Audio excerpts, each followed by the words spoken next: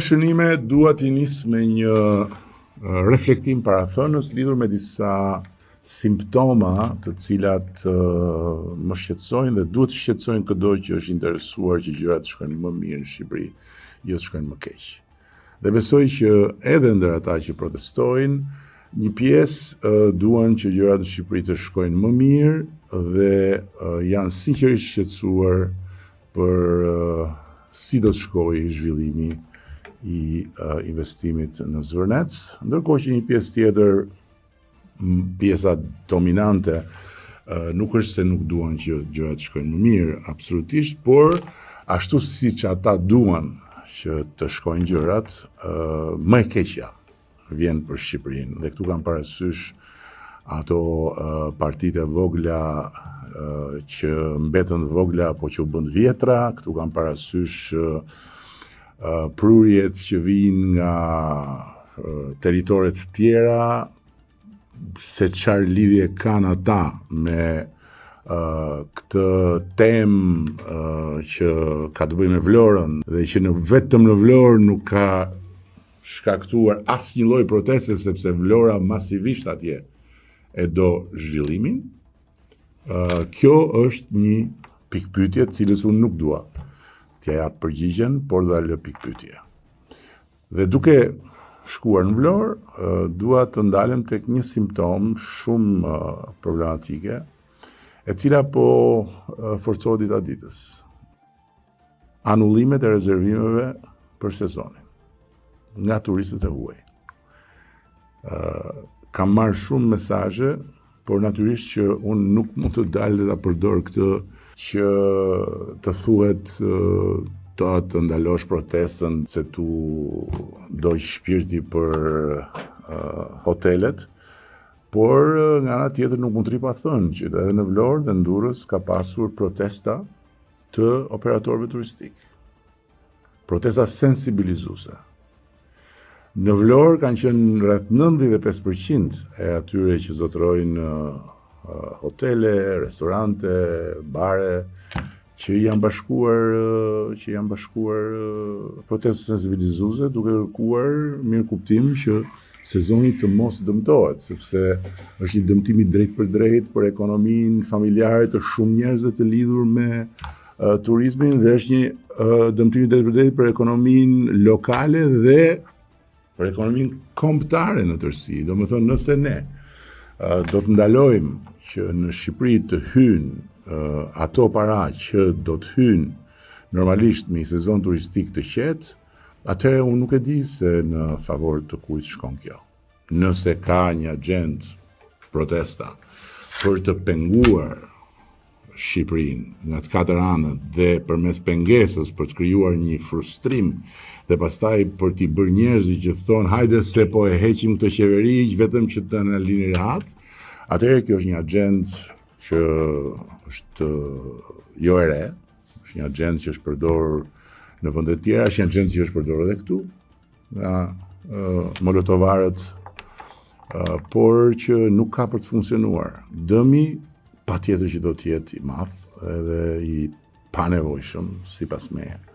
Një tjetër simptom shumë e neveritshme është bullizmi ndaj njerëzve në Facebook, në Instagram. Dhe kam parë me shumë keqardhje se si një këngëtar, si Ylli Limani, një këngëtar i dashur për një mas njerëzish, nuk është këngëtari i preferuar, unë i përkas një brezi tjetër dhe jetoj me të tjera dëshira që lidhen me muzikën, por është një këngëtar shumë i respektuar, shumë i preferuar, që ka bërë një koncert të jashtëzakonshëm në Tiranë.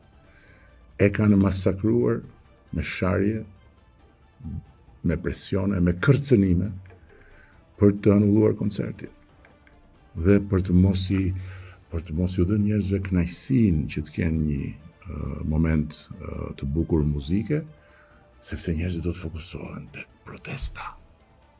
Dhe kjo po ndodh me shumë njerëz, edhe me ata që kanë një opinion tjetër thjesht dhe shkruajnë postim dhe marrin të shara dhe marrin kërcënime të cilat flasin për atë që unë kam thënë që është ditë e parë. Në këtë konglomerat, në këtë mozaik, ku ka njerëz nga të gjitha rrugët e jetës, ku ka patjetër njerëz që kanë vetëm qëllime të mira, ka dhe një komponent fashiste. Fashiste, një frym fashiste. Dhe fryma fashiste nuk ka nevojë për uniforma dhe për armë. Fryma fashiste është fryma që thot Shqipëria është shqiptarëve.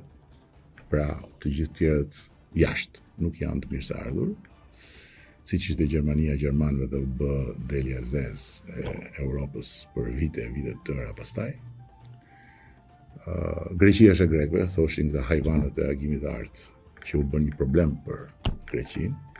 E të tjera. Fryma fashiste është kur ti thua unë dua të flas, unë dua të them atë që mendoj, unë dua të protestoj, unë dua të rrim bulevard, po unë nuk dua dhe nuk pranoj që të tjerët kenë një opinion apo një qëndrim tjetër, të tjerët duhet të çohen nga kafet, të tjerët nuk duhet të shkojnë në koncert, të tjerët nuk duhet të shkojnë në plazh, të tjerët nuk duhet të punojnë, të tjerët nuk duhet të marrin të mirat materiale nga puna e tyre, sepse duhet të jenë pjesë e kësaj gjëje. Fryma fashiste është kur nuk do të dish fare. Dhe patjetër që kjo është një komponente shumë e rrezikshme e protestës. Por këto simptoma lidhen drejt për drejt me dy gjëra që janë të panegociueshme për një shoqëri demokratike dhe për shoqërinë shqiptare dhe për vendin, që është nevoja për rritje ekonomike, nevoja për më shumë të ardhura.